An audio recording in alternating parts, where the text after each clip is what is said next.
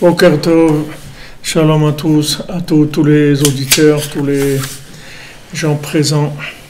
Baruch Hashem, à Yerushalayim, en Eretz Israël, en France, au Canada, à Singapour, en Suisse, en Belgique, en Angleterre, à Montréal, Toronto, Baruch Hashem. Ashrenu, que Akash Baruch Hu Mekabetz, il nous réunit, Baruch Hashem. Alors on va faire le shiur pour la refoua de Michael Chaim ben Miriam, Amram Ephraim Shimon ben Esther Ghislaine, Isa bat Miriam, Sandrine bat Jacqueline. Shem le renvoie refoua shlema Pesrod Rabbeinu. Donc hier on a parlé du principe du vouloir, du vouloir, et bon, Hachem, on voit Rabbeinu jusqu'où il est arrivé dans la conception de la miséricorde d'Hachem, c'est-à-dire jusqu'où Rabbeinu il arrive à nous attacher, c'est-à-dire que quand il a dit que le désespoir n'existe pas, c'est parce que il a la capacité de nous attacher n'importe où on se trouve. Jusque nous, on ne lui lâche pas la main, c'est tout. Si nous, on ne lâche pas la main, alors lui, il n'a aucun problème. Lâcher la main, ça veut dire se décourager complètement et ne plus vouloir. Mais si on veut vouloir, tant qu'on veut vouloir, alors on n'a vraiment pas à s'inquiéter, parce que Rabbeinu, il a vraiment tous les outils qu'il faut pour obtenir notre réparation. Maintenant, par rapport à quoi ça ressemble, par rapport aux autres générations, ce qu'il y a écrit dans les livres et tout, comme Rabbeinu il dit, ce qui est écrit dans les livres, il n'y a personne qui comprend. Donc moi je vous dis que je vais vous réparer. Bon, c'est ça qu'il faut regarder. Le reste c'est pas important. Le reste c'est vraiment pas important. Alors on avait vu hier que on avait parlé de Moshe Rabbeinu, donc on avait démarré sur ça. Que Akadosh Baruch Hu, il a pardonné, et il a pardonné, et il lui a dit voilà, maintenant tu vas faire des deuxièmes luchot, c'est-à-dire des secondes tables de la loi.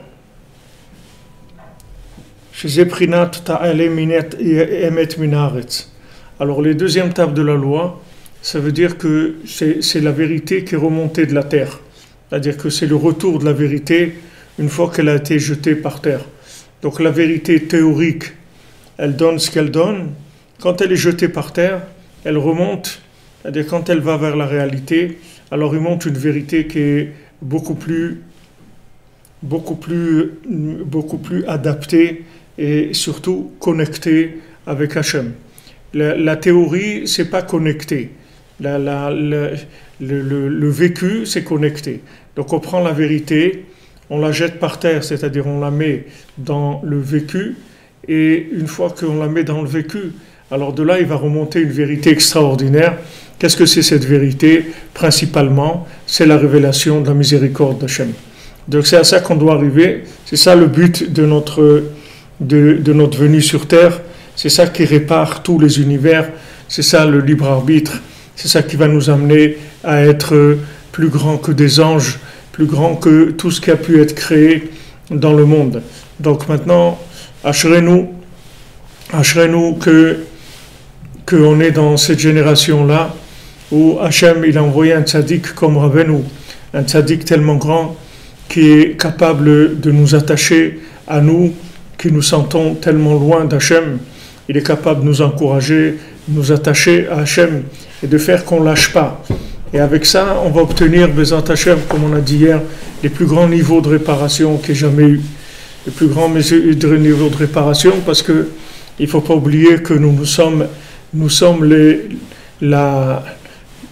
sens de toute l'humanité. La fin, c'est elle qui va prouver ce qu'il y avait au début.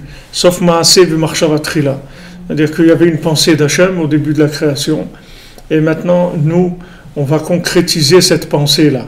Cette pensée-là, comme on a dit que Hachem il a créé le monde pour révéler sa miséricorde, donc maintenant, nous, on va concrétiser ça. C'est-à-dire, on va arriver à ne vivre que par la miséricorde d'Hachem. Mais encore est-il que c'est pas quelque chose de théorique. C'est pas de la théorie, tout le monde dit ouais, tout ce que j'ai c'est de la bonté d'Hachem, de la miséricorde. C'est quelque chose de vécu dans l'intérieur de chacun, dans l'intimité de chacun, dans son cœur. Il vit ça, que maintenant il sait que s'il n'y avait pas Hachem qui avait pitié de lui, logiquement il n'aurait pas la force de vivre encore un jour. Ça serait impossible. On voit dans les contes, dans le cœur et la source, on voit quand le cœur Rabbeinu dit que c'est David Ameller, et la source c'est la Torah d'Hachem. Maintenant David Ameller il est là, comme il dit dans les psaumes, que maintenant toute la... comment il dit David Ameller, il dit qu'il veut la Torah d'Hachem, et Kim betorat Hashem chevtso, Kim betorat Hashem chevtso. Maintenant il cherche la Torah d'Hachem, ou Torato yeige yomam balayla. Mais dans sa Torah lui, ça jour et nuit, il va étudier, il va s'occuper de sa Torah à lui. Betorat Hashem chevtso, il veut la Torah d'Hachem. Il veut la Torah d'Hachem, c'est-à-dire il veut la vérité, il veut le maximum de vérité. Il veut arriver, comme on dit, à coller à la norme complètement, à être en accord avec la loi complètement. Il veut être en accord avec toutes les lois d'Hachem. Ça c'est la Torah d'Hachem chevtso, ou Torato, mais sa Torah à lui, c'est-à-dire là où il se trouve, son émet à lui qui a été jeté par terre, ça yomam balayla, ça jour et nuit, il va s'occuper de ça, ça va être ça sa vie. Donc le cœur il est là et il languit la source, il veut s'approcher de la source, mais le problème c'est que dès qu'il veut s'approcher de la source, il la voit plus parce qu'elle se trouve au-dessus d'une montagne, et s'il voit pas la source un seul moment, alors il peut pas vivre. Donc il est en même temps, il est en même temps dans un désir très très fort de se rapprocher de la source, mais d'un autre côté il a un handicap énorme, c'est que quand il s'approche, il la voit plus. Et s'il la voit plus, alors il y a plus rien, il peut pas vivre même pas un jour. Donc il y a cette contradiction là, que d'un côté je veux me rapprocher de la source, mais le problème c'est que quand je commence à me rapprocher, alors je la vois plus. Alors je suis obligé de rester loin tout le temps. Et de loin je la vois, il n'y a pas de problème. Comme c'est écrit Abraham Avinu, Bayar et Tamakom Merachok. Abraham Avinu, quand il a été faire pour le sacrifice de Yitzhak, il dit qu'il a vu l'endroit de loin. Rabbi Nathan, il a dit, il a vu que c'était loin, loin, loin. Que c'était vraiment un très, très... comment il allait arriver, il allait arriver à gérer cette contradiction que Hachem il lui a dit, Yitzhak et Karel Chazara, que dans Yitzhak, tu vas avoir ta descendance. Et en même temps, Hachem il lui dit, tu vas aller sacrifier Yitzhak. Comment arriver à réaliser ces deux choses-là en même temps?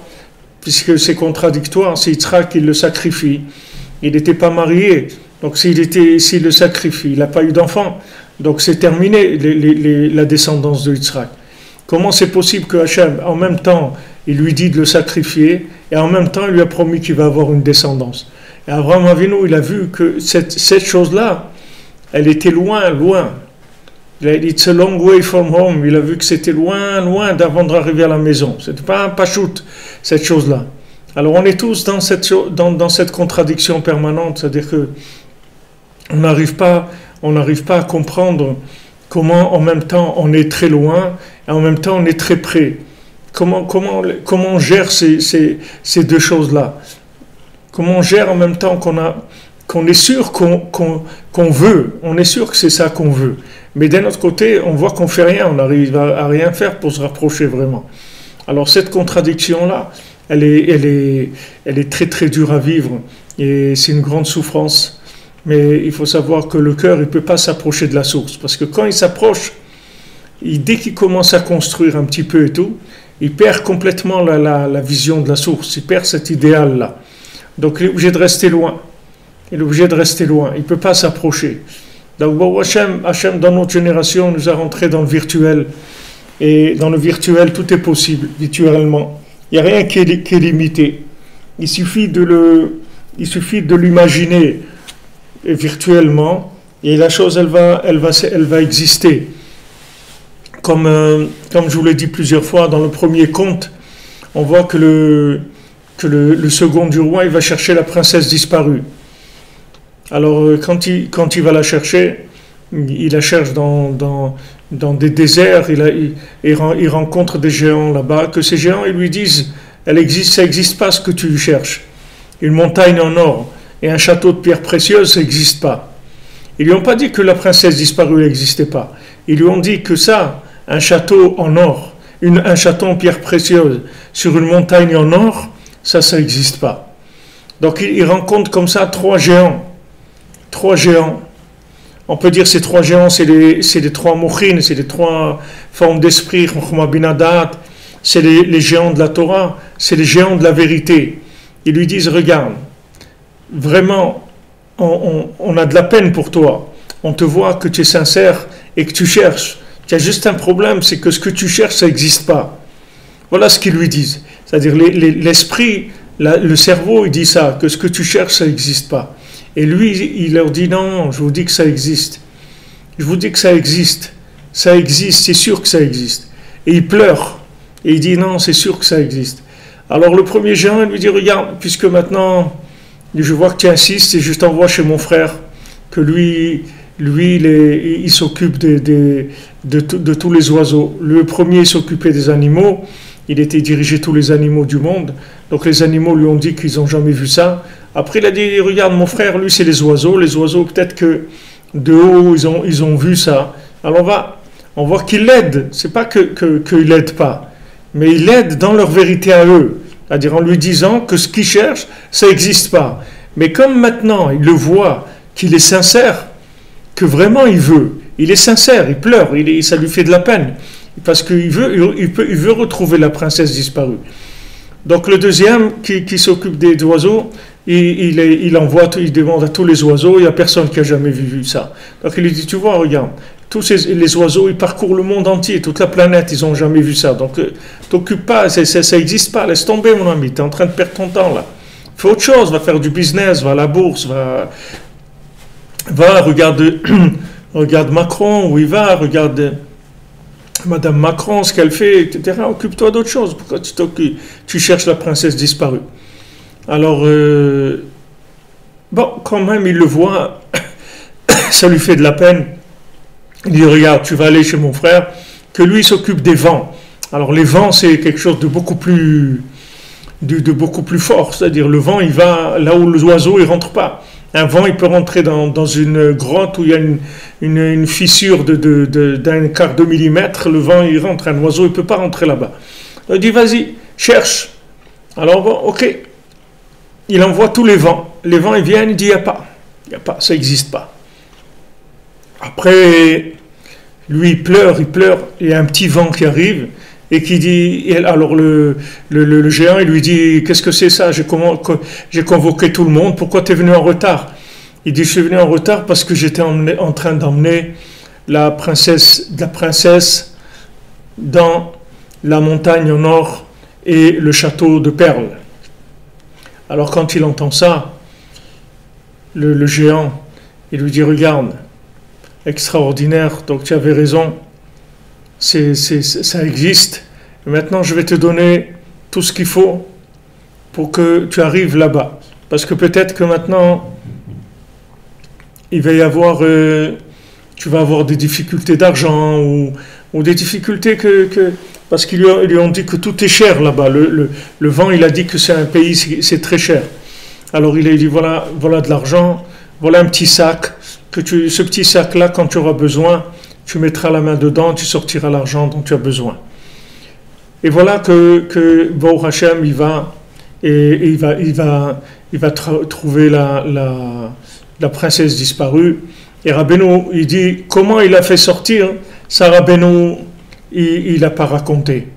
Mais d'un autre côté, vous voyez au début de l'histoire, tout à fait au début, quand la princesse disparue, elle a disparu de la maison du roi, tout de suite Rabbeinu il dit qu'à la fin il l'a trouvé.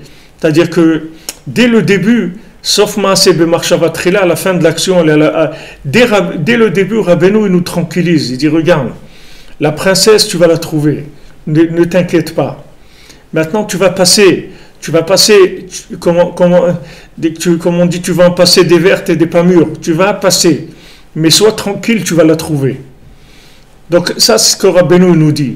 Il nous dit regarde, tu vas en passer des choses dans ta vie. Je ne peux pas faire autrement. Tu vas passer par des choses. Mais sache que tu vas la trouver. Il n'y a aucun problème. Sur ça, ne t'inquiète pas. Alors, ce que vous voyez, c'est qu'à la fin, dans le conte, quand il arrive ce petit vent-là, en fait, il vient d'amener la princesse disparue dans ce château en pierre précieuse sur la montagne au nord. Donc, ça veut dire qu'avant, elle n'était pas là-bas. Ça veut dire que maintenant, lui, avec sa prière, avec ses pleurs, c'est comme ça qu'il a fait qu'elle était là-bas, qu'elle est arrivée là-bas. C'est-à-dire, lui, il a créé ça avec sa émouna. Avec sa émouna, il a créé ça. Il a créé ce qui n'existe pas. Avec sa émouna. Ça veut dire que maintenant, dans la génération où on est, justement, parce qu'on est loin des réalisations qui sont des réalisations logiques, ça nous permet de faire des créations artistiques, si vous voulez. C'est-à-dire que maintenant, vous pouvez créer des choses par rapport à ce que vous voulez. Vous pouvez transformer votre vie par rapport à ce que vous voulez. Vous pouvez transformer des conditions, vous pouvez transformer le monde avec votre vouloir. Tout dépend de combien vous y croyez. Plus vous allez y croire, plus ça va devenir vrai. Parce que on est dans la 50e porte, comme je vous le dis tout le temps, on est dans la 50e porte. Et la 50e porte, tout est permis, parce que tout est imaginaire. Tout est imaginaire. C'est-à-dire qu'on travaille dans l'imaginaire, et à partir de l'imaginaire, on va reconstruire le concret par rapport à l'imaginaire. Vous voyez, même le 3e temple, on ne va pas le construire avec nos mains. On va le construire avec notre imagination, c'est tout. C'est-à-dire notre émouna. L'imagination, c'est la émouna. Le bien, le tov qu'il y a dans l'imagination, Rabbi Nathan dit, c'est la émouna. C'est-à-dire que avec ta émouna, tu peux imaginer des choses. Et quand tu vas imaginer des choses avec ta émouna, tu vas les créer, mamash. Donc on est dans une génération d'artistes, de créateurs, de publicistes, de dessinateurs, de tout ce que vous voulez, tout le monde de l'imagination, le monde de l'image, le monde de l'imagination, le monde du film, tout ce que vous voulez. Vous pouvez arriver à tout ce que vous voulez par l'imagination, mais il faut rien y croire, c'est tout. C'est ça qui est le plus dur. Le plus dur, c'est que comme on sort, mamage, des écoles, que ces écoles-là, ce sont des écoles de réalisation concrète, où on ne voyait que les résultats concrets. Donc c'est très très dur pour nous de sortir de ça. Mais Baruch Hashem, aujourd'hui, ça avance beaucoup. Parce que Hashem, il a mis en place tout le système de l'Internet, du web et tout. Voilà, regardez, on communique ensemble, on étudie ensemble. La plupart des gens qui sont là, on ne se connaît pas, on ne s'est pas vu, mais on se connaît. Même si on ne s'est pas vu concrètement, mais on se connaît. Voilà, Baruch Hashem, tous les jours, on est là ensemble, on découvre de la Torah. On est ensemble. On arrive à créer quelque chose, une communauté. Et cette communauté, elle est virtuelle par le fait qu'on y croit et qu'on est là, on est branché virtuellement. Mais ce branchement virtuel, il donne des résultats concrets. Vous savez combien de gens qui sont sauvés, qui changent leur vie grâce à ça, combien de retours j'ai que de gens, ils disent maman, ils ont changé toute leur vie, toute leur façon de voir la vie, de voir Hachem, de voir tout.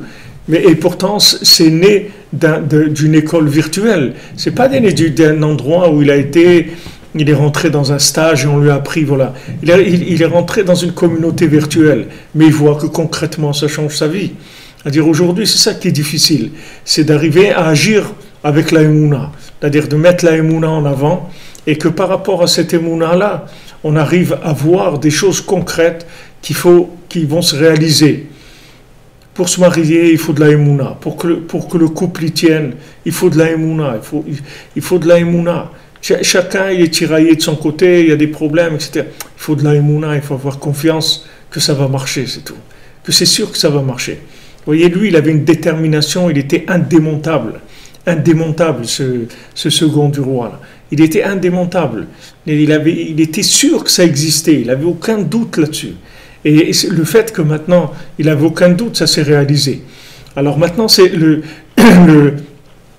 processus des premières tables et des deuxièmes, c'est comme ça. C'est que les premières tables, elles étaient trop fortes par rapport au vécu. C'est-à-dire, théoriquement, elles avaient une exigence qui n'était pas viable, qui n'était pas possible. C'était une Torah qui était une Torah d'être parfait.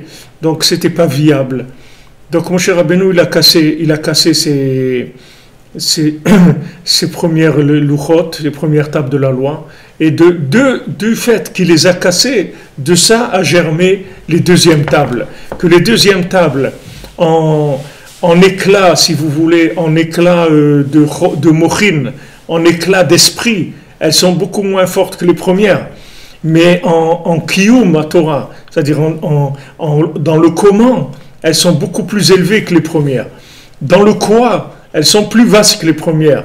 Parce que dans les premières, il y avait des choses qui étaient beaucoup, beaucoup plus élevées que dans les deuxièmes.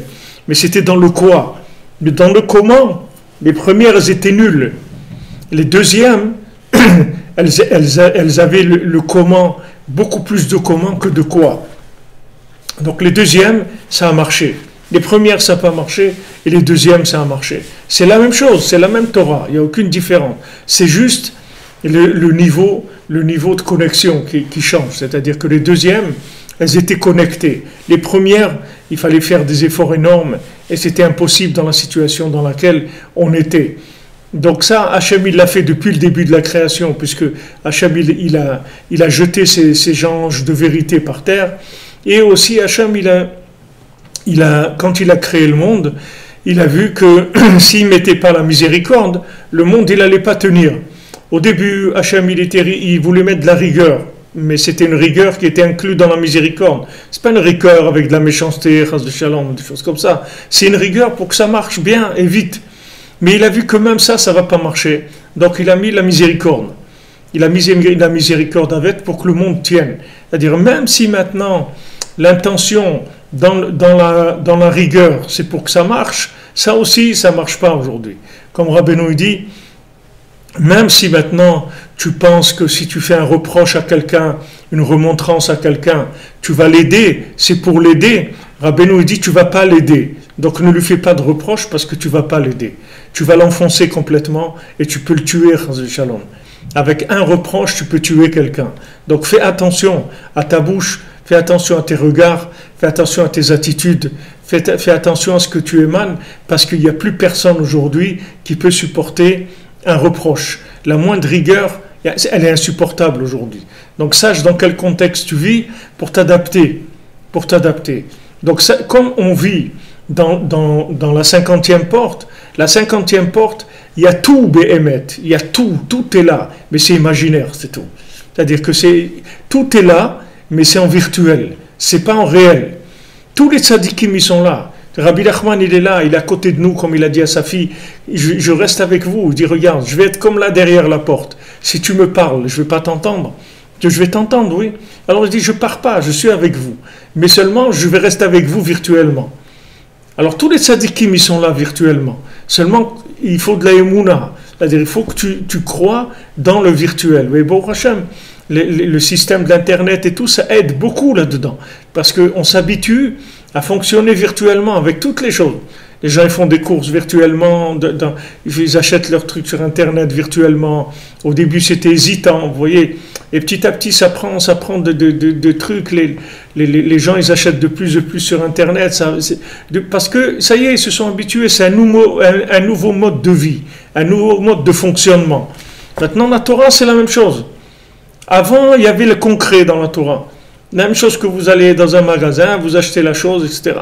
Aujourd'hui, il n'y a plus de concret. Vous voyez des images, c'est tout. Vous voulez acheter quelque chose, on fait des images 3D, on vous le montre comme ça, on vous fait un petit film pour vous présenter la chose, pour vous expliquer comment ça marche, tout ce que vous voulez. Mais concrètement, vous n'avez rien dans les mains. Vous l'aurez quand vous aurez acheté la chose. Tout fonctionne comme ça, et le monde entier, il se dirige vers ça. Tout le monde entier, et on va très vite vers ça. On va très très vite vers ça. Maintenant, dans cette mentalité-là, il faut faire attention à la émouna. Il ne faut pas se décourager. Parce que concrètement, ça va être décourageant, mais avec la émouna, ça va être encourageant. Ça va être opposé complètement. C'est-à-dire que d'après la réalité des chiffres, vous allez avoir l'impression que votre vie, c'est une faillite. Et d'après la réalité d'Hachem, votre vie, c'est une réussite totale. Alors, il faut rentrer dans la émouna. Quand Rabbi Nachman, il nous dit, regarde, t'es bien, t'es quelqu'un de bien. Une fois, Rabbeinu, il avait quelqu'un qui est venu et il essayait de faire tchouva comme ça faisait des années, mais toujours il tombait, il était dans des trucs terribles. Alors une fois il est venu chez Rabbeinu, il a dit Rabbi, je peux plus, j'essaye et tout, mais j'arrive pas, je vois que j'arrive pas. Je suis complètement dans le mal, j'arrive pas à sortir de ça. Alors Rabbeinu, il lui a dit, c'est vrai, tu es quelqu'un, tu es terminé, tu es dans le mal. Et... Alors quand il a entendu ça de Rabbeinu, tout de suite il a dit, mais attendez, mais non, mais des fois quand même, j'ai fait des choses, des trucs, c'est pas... Alors Rabbeinu il a dit, regarde, prends la Torah d'Azamra, prends la Torah de chercher les points positifs en toi, et avec ces points positifs-là, tu vas te sortir de tout là où tu es. Parce que Rabbeinu, il l'a amené, avec sa chokhma, Rabbeinu, il a su comment l'amener à ce que lui-même, il trouve le bien qu'il y a en lui. Comment Rabbeinu, il a fait? Rabbeinu, il a choqué. Lui, il est venu, il a dit, je fais rien de bien, etc. Je suis complètement dans le mal. Donc Rabbeinu, il lui a poussé au bout son raisonnement. Il lui dit, c'est vrai, tu es dans le mal et tout, et qu'est-ce que tu veux? Il n'y a pas grand-chose à faire. Alors dès qu'il lui a dit ça, l'autre, tout de suite, il a été voir les points positifs qu'il avait en lui, et il a commencé à dire, mais non, mais quand même, je veux, des fois, voilà, j'ai fait ça. Alors Rabbeinu lui a dit, allez, va avec la Torah de Hazamra, va avec la Torah de chercher les points positifs qu'il y a en toi, avec ça, tu vas sortir de tout le mal. Avec ça, tu vas sortir de tout le mal. Si tu regardes le positif qu'il y a en toi, tu vas t'en sortir. Comme Rabbi Nathan dit pour Elisha Hanavi, le Talmid de Eliyahu Hanavi, quand il a été dans un village où il y avait des enfants là-bas qui empoisonnaient l'eau pour pouvoir aller chercher de l'eau dans le village d'à côté et vendre l'eau et gagner de l'argent avec ça. Alors Elisha, il est vu arriver, ils étaient une quarantaine d'enfants, il les a regardés, il les a tués à tous, ils sont tous morts. Alors on lui a dit, mais pourquoi tu as fait ça? Pourquoi tu les as tués? Il a dit, parce que j'ai vu qu'il allait rien sortir de bien. Lui, c'était un prophète, c'était pas ni un gars de connaissance, ni un prestidigitateur, c'était un vrai prophète. Donc il a vu que de ces gens-là, il allait rien sortir de bien. Alors Minashamen lui a dit, tu crois qu'avec ça tu vas t'en tirer? Tu ne vas pas t'en tirer avec ça. Il fallait mettre du bien. Il n'y avait pas du bien. Alors, imagine-le, c'est tout. Imagine-le, il va être le bien. On voit plusieurs passages comme ça dans la Torah, c'est comme ça. Que concrètement, on voit, maintenant, concrètement, on parle ici de prophétie. Ce n'est pas des gens qui se trompaient. Ce pas des gens qui se trompaient, c'est des prophètes. Donc il a vu vraiment que ces gens-là, ils ne valaient rien du tout. C'est-à-dire qu'il a vu qu'ils ne sortiraient rien. Il a dit, mais ça ne suffit pas. Même s'il n'a rien de bien, rentre du bien en eux. C'est pour ça que Hachem, il te les a mis devant toi. Ce n'est pas pour que tu les tues, c'est pour que tu vois du bien qu'il y a en eux. Comme Rabbi Naftali, l'élève de Rabbeinu, le chaver de Rabbi Nathan. Il avait un fils qui est parti à l'université à Odessa. À l'époque, celui qui allait à Odessa, ça veut dire... c'est fini pour lui, le judaïsme. Donc il a son fils qui est parti. Alors il a prié pour qu'il meure, et son fils il est mort. Alors Rabbi Nathan, il a dit, si tu as de la force de prier, pourquoi tu as prié pour qu'il meure? Prie pour qu'il fasse tchouva, pourquoi tu pries pour qu'il meure? Si tu as de la force dans la prière, voilà la marche de ta prière, prie pour qu'il fasse tchouva. C'est-à-dire que maintenant, Rabbi Naftali, c'est connu, il était rigoureux comme ça. Alors les gens rigoureux, en fait, Ils n'arrivent pas à imaginer. C'est ça leur problème. Les gens qui ont de la rigueur, ils n'ont pas d'imagination. Parce que comme ils sont dans la rigueur, eux ils travaillent avec, on passe de ce qui est écrit au concret directement. On applique avec rigueur, mais ils n'ont pas de l'imagination. Ils ne savent pas tourner les choses comme la caméra là, qui tourne en 360 degrés. Ils n'ont pas ça. Regardez aujourd'hui, vous voyez une image, alors vous croyez qu'elle est figée. Vous rentrez dedans, vous tournez, elle tourne en 360 degrés l'image. Où est-ce qu'il est l'autre côté quand vous voyez l'image? Vous ne voyez pas quelqu'un. Ben, c'est une image en 360. Elle tourne complètement. Elle tourne complètement. Vous pouvez voir tous les côtés de la chose. Mais pour ça, il faut de l'imagination. Parce que quand maintenant vous avez une vérité, la vérité, elle est encadrée. Elle est encadrée. Vous avez vérité encadrée, comme les diplômes, les trucs, on les encadre. On dit voilà, diplômé de la truc. Quelqu'un, il est diplômé, il est encadré. Maintenant, cette vérité-là encadrée, il faut la rentrer dans du rond. Il faut la faire tourner. Il faut qu'elle puisse tourner. Il faut rentrer de l'imagination. Il faut rentrer de l'imagination et on est dans la 50e porte, donc il faut imaginer bien. Il faut imaginer bien. Et en imaginant bien, la chose va devenir bien. C'est comme ça que le monde fonctionne. Le monde, il fonctionne comme ça aujourd'hui. Et toute l'humanité, elle va être amenée à ça. Ça va être de la création par le virtuel. La création par l'imaginaire. L'imaginaire, il va créer des choses. Par l'imagination, uniquement la émouna. Même si la chose, apparemment, elle n'existe pas. Apparemment, il n'y a rien à faire. D'après ce qu'on voit, d'après ce qu'on a compris, apparemment, il n'y a rien à faire. Il faut savoir qu'à partir de ce moment-là, c'est là où ça commence. L'imagination, elle commence là. Alors maintenant, il faut imaginer. Imaginez que votre conjoint, il est bien. Imaginez que vos enfants, ils sont bien. Imaginez que votre travail, il est bien. Il va vous rapporter beaucoup d'argent. Imaginez que vous pouvez monter en Israël. Imaginez que vous pouvez acheter une maison. Imaginez que vous pouvez étudier la Torah. Imaginez que vous pouvez enseigner la Torah. Imaginez que vous pouvez prier. Imaginez que vous pouvez changer, devenir quelqu'un d'autre complètement. Imaginez tout ça. En l'imaginant, vous allez le devenir. C'est le fonctionnement qu'on a aujourd'hui. Donc c'est très important de s'accrocher parce que dans le concret, il ne va pas rester grand-chose. Si vous voulez, les points concrets, ça va être juste des points pour décrocher, juste pour s'accrocher sur ça. Mais il ne va pas y avoir grand-chose. Ça va être pratiquement nul, les choses. Et sur ça, on va tout construire. Donc Hachem, il construit le 3e temple à partir de rien. Juste à partir de notre vouloir, c'est tout. Le jour où on le voudra vraiment, il sera là, c'est tout. Mais le construire avec nos mains, Hachem, il a dit le 3e, vous ne ferez rien avec vos mains. Je ne veux plus que vous fassiez rien du tout. Je veux que vous vouliez vraiment qu'il vienne. Ah, vous n'arrivez pas à vouloir, comme on l'a dit hier, mais on veut vouloir. Donc on veut vouloir, on est là. On ne lâche pas. On attend et on ne lâche pas. On ne lâche pas, on ne craque pas, on ne casse pas des choses. On ne casse rien. On continue, c'est tout. Ouais, mais c'est pas possible, regarde ça, il n'y a pas de c'est pas possible, tout est possible. Hachem, il peut changer tout le monde. Hachem peut changer toutes les situations de la vie. Il n'y a rien qui ne peut pas changer. Il faut s'accrocher, c'est tout. Il faut s'accrocher et attendre. Et attendre, et attendre, et attendre. Il n'y a pas d'autre façon de vivre aujourd'hui.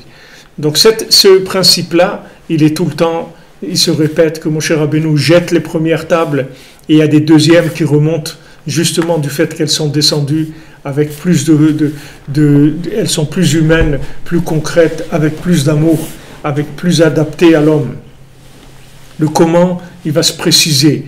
Donc chacun d'entre nous, c'est comme ça, on a une vérité, on nous fait tomber avec notre vérité, et quand on se relève de cette chute, alors on se relève avec plus de connexion à Hachem. On connaît plus Hachem. Ça veut dire qu'on connaît sa miséricorde, plus puisqu'on s'est relevé. Comme c'est écrit, Sheva Pamim, Ipol Tzadik Vekam. Et 7 fois le Tzadik il tombe, il se lève. 7 fois le Tzadik il tombe et il se lève. Et c'est vrai qu'il est tombé 7 fois. C'est-à-dire, que ça veut dire, pourquoi on dit 7 fois? Pourquoi on ne dit pas il est tombé 15 fois, ou il est tombé 12 fois, ou 25, ou... Pourquoi on dit il est tombé 7 fois? Sheva Pamim. Sheva, ça veut dire c'est les 7 midot. Il est tombé des 7 midot. il est tombé toutes les 7 midot, c'est-à-dire qu'il représente les 49 portes. C'est les 7 midot, c'est 7 fois 7, puisque chacune elle inclut de l'autre, comme on fait dans Sfirat HaOmer, que le chesed, il y a chesed shebe chesed, et gvura shebe chesed, et tiferet shebe chesed, chacune elle, elle inclut toutes les 7 autres. Donc ça fait 49 jours de la Sphira. Et le 50e, c'est lui qui va réparer tout. Donc, 7 Sheva Pa'amim, Yipol Tzadik, 7 fois il va tomber le Tzadik. Lui, pourquoi on dit le Tzadik? Pourquoi on dit s'il est tombé? Alors, c'est pas un Tzadik. S'il est tombé, non, c'est un Tzadik. Il est tombé, et surtout s'il est tombé de tout. S'il est tombé de tout, alors sache que c'est un Tzadik. Sheva Pa'amim, c'est-à-dire il est tombé de toutes les midot. Tout il est tombé. Alors ça, c'est sûr que c'est un tzaddik. Pour comment tu vas voir? Vekam, il va se lever. Tu vas voir qu'il va se lever. C'est ça la preuve que c'est un tzaddik. Parce que tu vas voir qu'il va se lever. On tient debout, on est là. Baruch Hashem. Alors ça veut dire qu'on est des tzaddikim. Parce qu'on tient debout. Vekam, on se lève. On fait pas yéhouch. Ça veut dire tzaddikim. Qu'est-ce que c'est un tzaddik? C'est quelqu'un qui fait pas yéhouch, c'est tout. Un tzaddik, c'est quelqu'un qui ne se décourage pas. C'est ça un tzaddik aujourd'hui. C'est pas quelqu'un qui fait des choses. Sheba Pami Paul. Cette fois, il est tombé, le tzaddik. Mais, Vekam, après, il se lève. Donc, ça c'est la vérité qui va pousser de la terre. Que cette vérité-là, la grande vérité, le Emet Lehamito, la vérité la plus élevée qui est, la vérité qui touche l'infini, elle va pousser de la terre.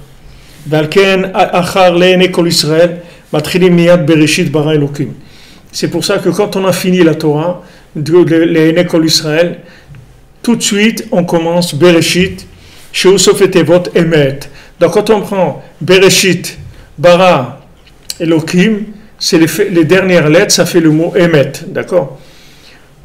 Donc une fois qu'on est arrivé, il y a le Emet du premier Bereshit, que ça c'est le Emet des anges.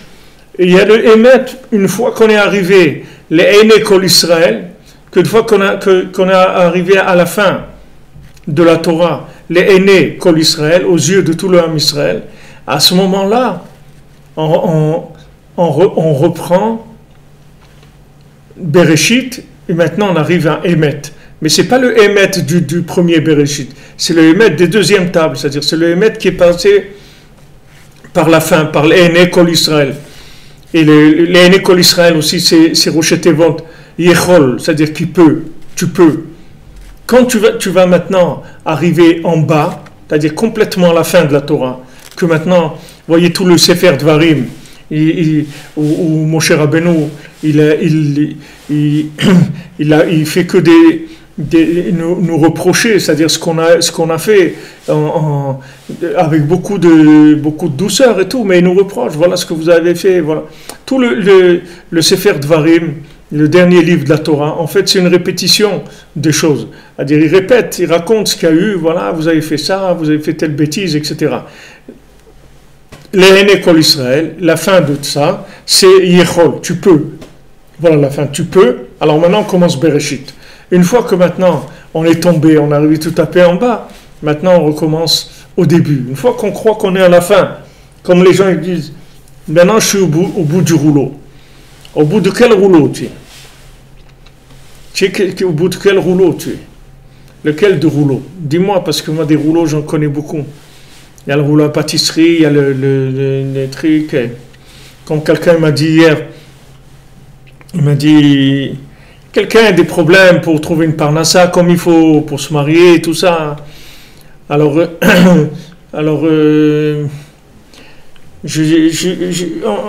on parlait, alors je lui dis, il faut que tu te battes, il faut que tu te battes. Il faut que tu te battes pour avancer, etc. Il faut que tu veuilles, il ne faut pas lâcher. Alors il m'a dit, j'attends une situation pour pouvoir monter sur le ring, justement, pour pouvoir commencer à me battre et à construire, etc. Alors je dis ring, en anglais, ça veut dire une bague. Monter sur le ring, ça veut dire se marier. C'est ça, monter sur le ring. Une fois que tu as donné le ring, tu as donné la bague, et alors nos amis nos amis de Montréal, Crown Ring, nos amis ils font des bagues, ils font beaucoup de bagues. Alors, une fois que maintenant tu as donné la bague, tu as donné le ring, la ring, alors tu montes sur le ring. Maintenant, tu vas commencer. C'est là où ça va commencer à devenir sympathique, amusant, intéressant, avec beaucoup de hauts et de bas. Mais tu es tranquille. Tu sais que le dernier round, tu vas gagner. Rabbeinu te le garantit. Le dernier round, tu vas sortir gagnant. Tous les deux, pas un que un. Tout le monde va sortir gagnant. Il faut juste t'accrocher, c'est tout. Il faut t'accrocher. Il ne faut pas lâcher. Il faut t'accrocher, il ne faut pas lâcher. Ça, c'est Emet. Emet, donc de Bereshit, le deuxième Bereshit. Et il y a comme ça toujours un... Comme le GPS, il recalcule tout le temps l'itinéraire. N'importe comment vous allez, tout le temps, il vous recalcule l'itinéraire. Donc Hachem, il fait comme ça. N'importe où tu es tombé, il te recalcule l'itinéraire. Mais ne lâche pas, n'éteins pas le GPS, c'est tout. Ne l'éteins pas. Il dit, mais je ne vais pas écouter ce qu'il me dit. De toute façon, hein. C'est pas grave, n'écoute pas, mais ne l'éteins pas. N'éteins pas le GPS. Continue à l'entendre. Écoute, laisse-le parler, c'est tout. Il va répéter, et puis un jour, tu vas voir, il va dire, vous êtes arrivé à destination, c'est bon, Mazal Tov, vous avez gagné. C'est sûr, ça, il n'y a aucune chéla sur ça. Rabbeinu nous garantit ça. De savoir que la vérité, c'est de savoir que tu sais rien. C'est ça la vérité. Voilà la vérité. Vous voulez savoir ce que c'est la vérité? Il n'y a pas besoin de beaucoup de choses. Ça va se dire en 2 mots. Je ne sais rien. Voilà la vérité. C'est ça la vérité. Le jour où tu vas comprendre que BMF, tu ne sais rien du tout. Ni tu te connais, ni tu connais ton conjoint, ni tu connais ton voisin, ni tu connais ton patron, ni tu connais le monde. Tu ne connais rien du tout. Tu ne comprends rien à ce qui se passe. Alors maintenant, tu vas commencer à avancer vraiment. Tu vas commencer à toucher l'infini. Puisque l'infini, si tu crois que tu vas comprendre l'infini, tu ne vas jamais comprendre, parce que c'est l'infini. Donc plus tu sais que tu ne comprends rien, plus ça veut dire que tu es proche, tu es dans la 50e porte de la Bina, c'est-à-dire que tu es mamash très proche de l'infini. Très très proche de l'infini. Moins tu comprends ce qui se passe dans ta vie, plus ça veut dire que tu es proche de cette vérité qui est l'infini. Comme il dit Rabbi Nathan, Ikar ha'emet kesheyodim she'en yodim klal. La vérité, c'est de savoir qu'on ne sait rien. Et on ne s'éloigne pas pour aucune raison au monde. Il n'y a rien qui nous éloignera. On restera devant la porte, on va attendre, on va donner des petits coups à la porte, on va taper de temps en temps sur la porte. Et des fois, on n'a même pas la force de taper à la porte. On reste là, juste devant la porte. C'est tout, et on attend. On attend. Je me rappelle, une tante à moi, Aléa Shalom, Rachel Bat Avraham s'appelait, et j'étais enfant comme ça, et des fois, j'étais mamache très petit, j'avais peut-être 5 ans, 6 ans. Le matin, quand je sortais de la maison, des fois à 7 heures du matin, je la trouvais, elle était devant la porte de la maison, assise comme ça dehors, recroquevillée comme ça, et elle n'osait pas taper à la porte, mais elle était là, elle venait chez nous, parce que la pauvre, son mari, il la battait, il buvait, il a frappé, il la battait, donc elle venait se réfugier chez nous, mais elle tapait pas à la porte, elle était là, elle s'asseyait devant la porte, elle attendait que quelqu'un qui sorte pour rentrer à la maison. Et maman, tous les matins, je me souviens quand je sortais, j'attendais, je ne savais pas si elle allait être là ou pas être là. Elle était tellement douce comme ça, tellement belle aussi. C'était une femme très très belle, très blanche de peau comme ça, très très blanche comme ça, des yeux bleus. Elle était mamache très très belle. Je n'ai pas connu beaucoup, je l'ai connue que de mon enfance, c'est tout. Après, je ne sais pas à quel âge elle est décédée. Mais le matin, je sortais, et d'un côté, j'avais compris que si elle était là, c'est qu'il y avait des problèmes. Mais d'un côté, j'aimais la voir comme ça quand elle était là. Quand j'ouvrais la porte et je trouvais cette dame-là, comme ça, recroquevillée et tout. Ça me faisait quelque chose en tant qu'enfant. Maintenant, on vient, on se met devant la porte, on attend. Et de temps en temps, on ouvre la porte, on nous voit là, et ça fait plaisir à Hachem qu'on est là à la porte. C'est ça qu'Hachem il aime. Il veut qu'on soit là à la porte, c'est tout. Pourquoi maintenant vous essayez de comprendre votre vie et de vouloir qu'elle soit logique par rapport à ce que vous avez compris, en sachant que vous ne comprenez rien du tout? Alors laissez tomber ça, laissez tomber. Allez vers la vie, lâchez la compréhension. Allez vers la vie, c'est tout. La vie, Hachem, il est tout le temps là. Donc allez vers ça, lâchez la compréhension. Il dit, Ve'en midrachakim beshum ofan. On ne s'éloigne pas du tout. Il n'y a rien qui nous éloignera. On ne va pas s'éloigner. On va rester proche. On ne va pas s'éloigner. On est là. Je ne peux rien faire, ok, je suis là, c'est tout. Mais fais quelque chose, je ne peux rien faire. Mais je suis là, ça ne suffit pas que je sois là. Voilà, je suis là. Mais à quoi ça sert que tu sois là? Tu ne fais rien. Mais je suis là. D'être là, c'est énorme. Il n'y a rien qui te montre plus que je veux, plus que le fait que je sois là.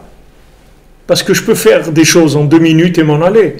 Mais voilà, je ne suis pas resté 2 minutes, je suis là des heures, des journées, des années. Je ne bouge pas. Là, tu vois bien que je veux, je suis là. C'est tout. Ah, je ne peux rien faire. Ben, je ne peux rien faire, mais je suis là. On ne dit pas que je ne veux pas.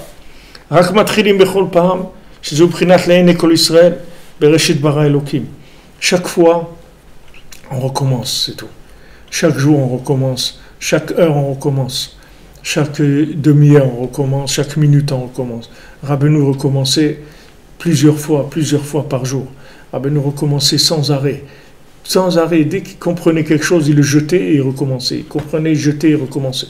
Sans arrêt. C'est pour ça qu'il est monté tellement haut. Parce qu'il savait jeter la connaissance. Il jetait la connaissance et il découvrait quelque chose de nouveau. Ah, vous voulez découvrir, jetez ce que vous avez. Vous jetez ce que vous avez. Comme il y a des magasins, vous dites, voilà, on vous fait une remise sur le frigidaire, mais il faut ramener votre vieux frigidaire. Vous ramenez votre vieux frigidaire, et à ce moment-là, on vous enlève 30% sur le nouveau. Mais il faut amener le vieux. C'est-à-dire, ce que tu as compris, jette-le. Et tu vas voir que tu vas recevoir un nouveau. Jette, n'aie pas peur de jeter. Jette la connaissance. Toutes les analyses, tout ce que tu... Jette tout ça.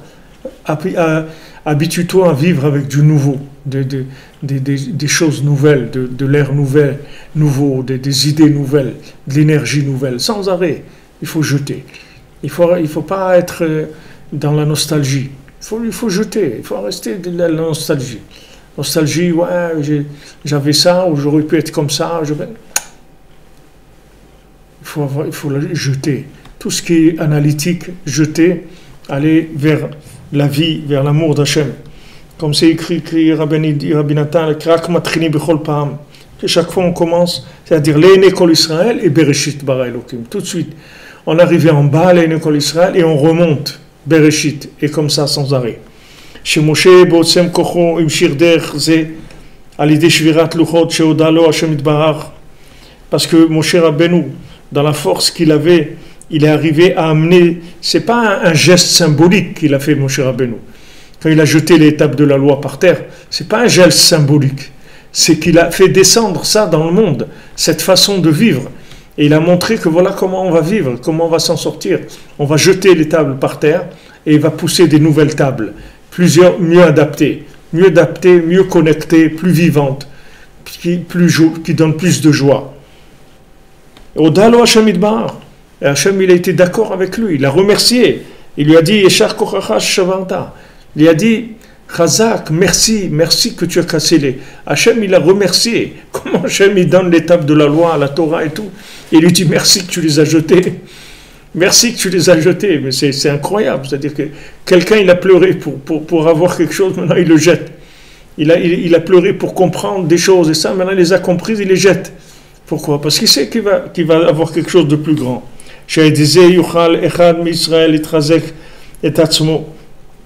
Grâce à ça, chacun il pourra se renforcer. Chaque fois il pourra se renforcer à commencer à nouveau. que ça c'est le début de la Torah, Bereshit bara Elokim, Sofetevot Emet, que les dernières lettres c'est Emet, Kirza rak zeu ikaramitata Emet, parce que il y a que ça qui est la vérité de la vérité. La vérité de la vérité, c'est que tu recommences, c'est tout, et tu t'éloignes pas. Chez l'oidrachek al-yedei Emet, que chas v'shalom, la vérité elle t'éloigne pas, que tu te détruises pas avec ta vérité, qu'avec ce que tu as compris, ça te détruise pas, chas v'shalom. Si c'est une vérité qui te détruit, comme je l'ai dit des dizaines de fois, c'est pas de la vérité. La vérité, elle construit. La vérité, elle donne envie d'aller de l'avant. Pas chas v'shalom de. Alors maintenant tu es arrivé à quoi avec ta vérité? À te décourager? Alors c'est pas de la vérité. Tu vois bien que c'est idiot complètement.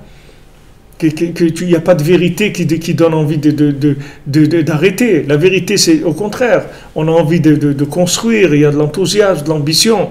Donc on recommence à chaque fois. Il faut que tu comprennes et il faut que tu saches, tu sais rien du tout. Il faut que ça te rentre une fois pour toutes dans ton cœur. Quand à chaque fois que tu vas avoir une épreuve, tu vas savoir que tu sais rien. C'est tout. Donc l'épreuve ne va pas te toucher. Parce que cette épreuve-là, le côté négatif de l'épreuve, c'est qu'il veut te déconnecter. C'est ça l'épreuve.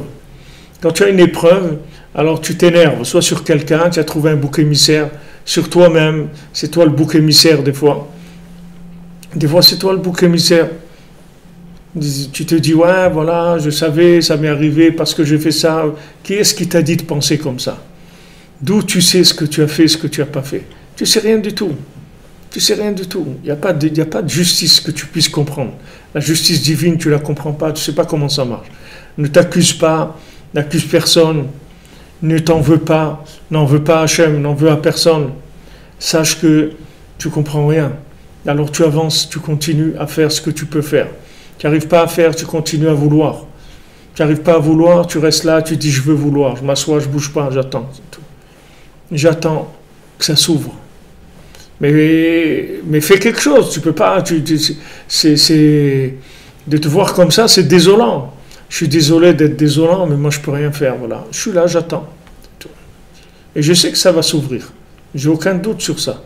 Quand, ça c'est pas mon problème. Je n'en sais rien quand. Je suis pas dans les plans d'Hachem. Je suis pas dans les plans d'Hachem. Comme il a dit le Navi à Cheskiyahu HaMelech, il lui a dit regarde, tu vas mourir. Alors il dit pourquoi? Et il dit parce que tu n'as pas voulu te marier. Et il dit mais pourquoi je vais me marier? Je vais me marier, j'ai vu que je vais aller avoir des enfants catastrophiques, je vais avoir Ménaché. Ménaché va faire fauter tout le Ham Israël. Ça c'est Cheskiyahu HaMelech, le roi Cheskiyahu. C'est des Névim, c'est des gens, ils voyaient que son fils allait être un monstre. Il l'a vu comme ça. Alors il dit voilà pourquoi je me marie, je ne vais pas me marier. Alors le prophète il lui a dit qu'est-ce que toi tu as qu'est-ce qu'il y a toi dans le panier d'Hachem? Qu'est-ce que tu vas fouiller dans le panier d'Hachem? T'occupe pas de ce qu'il a dans son panier Hachem. Fais ton boulot à toi, c'est tout. Toi il t'a dit de te marier, marie-toi, ne va pas chercher dans. Il dit c'est pour ça maintenant tu vas mourir. Alors là, Cheskiyahu HaMelech, il a dit, tu sais, je vois que tu n'es pas un Navi, parce que si tu étais un prophète, tu m'aurais jamais dit ça, que je suis condamné à mort, qu'il n'y a pas d'espoir.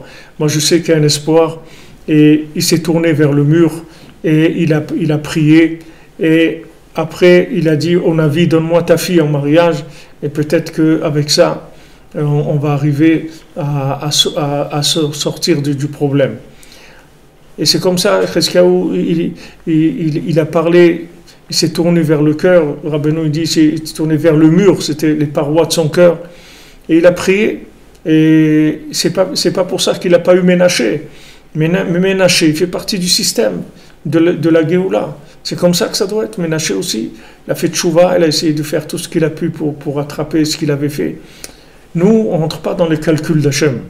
Nous, on sait qu'on va taper à la porte, jusqu'à la dernière seconde qu'on va être sur terre, on va taper à la porte, c'est tout, sans arrêt. Et quand on n'arrive pas à taper, on est assis, on attend, c'est tout.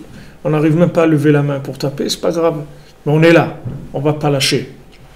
Chez l'oïdrachek alidé haemet, que chas v'shalom, tu t'éloignes pas avec la vérité, que ta vérité, ta logique ne t'éloigne pas, ou la vérité de la Torah ne t'éloigne pas.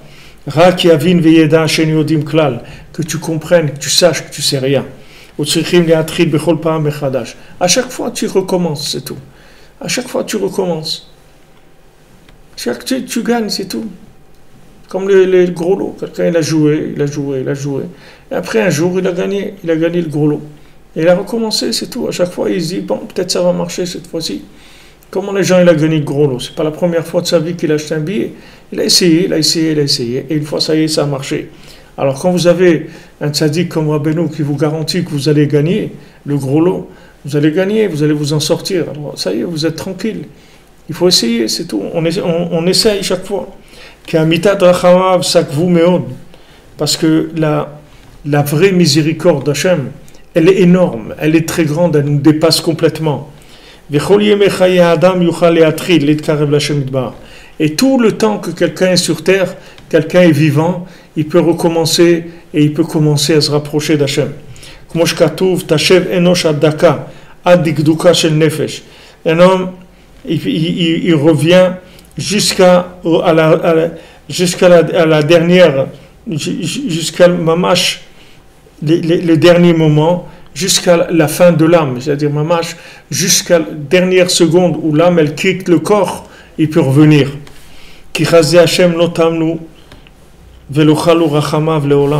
Parce que la bonté d'Hachem, elle se termine jamais, et sa miséricorde, elle est éternelle, c'est-à-dire elle n'a pas de limite. Il n'y a pas de limite à la miséricorde d'Hachem. Vous n'avez pas le droit de vous accuser, vous n'avez pas le droit de vous freiner, vous n'avez pas le droit de vous limiter. Parce que la miséricorde d'Hachem, elle n'a aucune limite. Donc maintenant, on est là, on fait ce qu'on peut, on attend, et on est joyeux, on parle avec Hachem un peu tous les jours, si on n'arrive pas à parler. Alors on s'assoit, on passe un petit moment avec Hachem tous les jours. Et ça, c'est très très important. Parce que grâce à ça, il y a tous ces tikkunim qu'on a dit qui se font. Toutes ces réparations, elles se font sur nous. C'est-à-dire que si maintenant, on prend l'habitude tous les jours de passer un moment avec Hachem et de parler avec lui si on peut, alors à ce moment-là, on rentre dans ce cycle-là de la École Israël, Bereshit. C'est-à-dire qu'on arrive à la fin et on recommence. Le fait qu'on parle avec Hachem tous les jours, ça fait un recommencement, tout se remet, toutes les pendules elles se remettent à l'heure, ça fait comme on dit, un reset. Tous les jours on fait reset, on remet tous les programmes, on les remet en place de manière à démarrer de façon complètement nouvelle. Alors là ça va être Rosh Chodesh, demain ça va être Erev Rosh Chodesh Shvat Bezat Hashem, puisque Rosh Chodesh c'est demain soir. Et Erev Rosh Chodesh Shvat, c'était une date importante parce que Rabbi Nathan, c'est la première fois où ils sont venus à Ouman faire le Tikkun HaKlali après que Rabbeinu soit décédé. Donc Rabbeinu est décédé le 18 Tishri, ils sont pas venus 18 Rejvan, ils sont pas venus 18 Kislev, ils sont pas venus 18 Tevet, et ils sont venus la veille du Rosh Chodesh Shvat. Donc ça a pris de Tishri, Rejvan, Kislev, Tevet.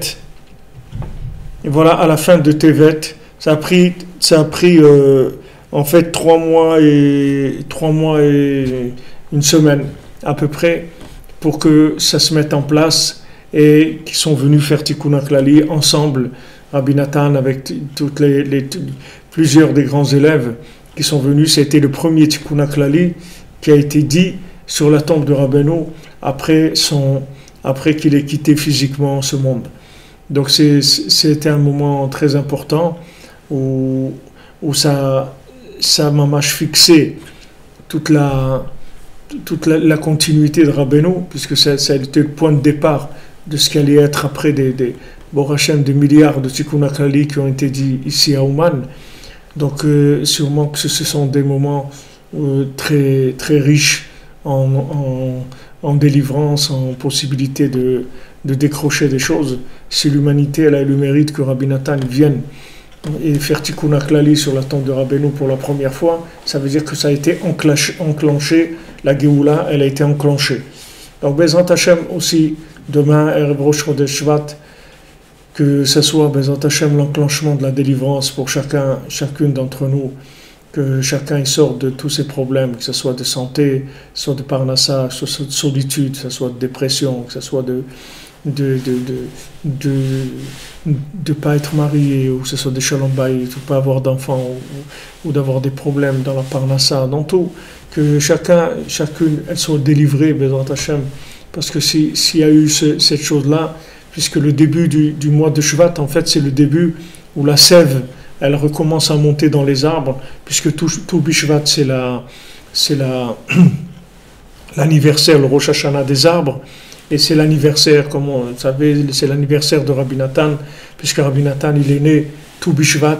Il y a toute une étude sur ça, pourquoi Rabbi Nathan, tout Bishvat, le jour où les fruits, c'est les nouveaux fruits, c'est-à-dire l'arbre, il reçoit sa nouvelle énergie pour l'année. Voilà, Rabbi Nathan, il a lancé le processus de la Géoula. Rabbeinu, il a amené le processus de la Géoula. Rabbi Nathan, il l'a lancé vers le bas, c'est-à-dire dans les zones inférieures, que ça puisse nous atteindre à nous aussi, là où on est, chacun là où il se trouve, même si c'est les endroits où on est dans des endroits les plus éloignés, il ne faut pas lâcher. Il ne faut pas lâcher. De toute façon, si vous réfléchissez, vous ne pouvez rien faire dans ce monde. Ce monde-là, vous êtes enfermé dans un monde. Il n'y a pas c'est quelqu'un, il est venu, vous a mis ici, et il va venir vous chercher après, c'est tout. Mais le temps que vous êtes là, vous ne pouvez rien faire. Ne vous imaginez pas que vous pouvez faire quelque chose. Vous ne pouvez rien faire que Kavel Hashem, Chazak ve'amet libera avec Kavel Hashem.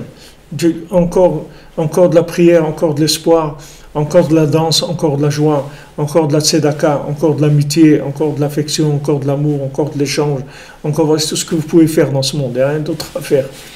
Alors merci pour toutes les choses, Bezrat Hashem pour tout le monde. Et voilà, merci pour vos partages, merci pour votre aide. Baruch Hashem, il y a plus de gens qui se mobilisent pour partager, pour aider à ce qu'il y ait d'autres qui... Mamash, vous voyez combien de gens ils envoient des messages, que ça leur sauve la vie, Mamash. Vous savez pas vous ce que vous faites. Vous envoyez, c'est tout. Et vous faites pas de soucis. Après, il y a les mains du ciel qui agissent et que la parole, elle arrive là où elle doit arriver, au moment où elle doit arriver. Vous avez pas...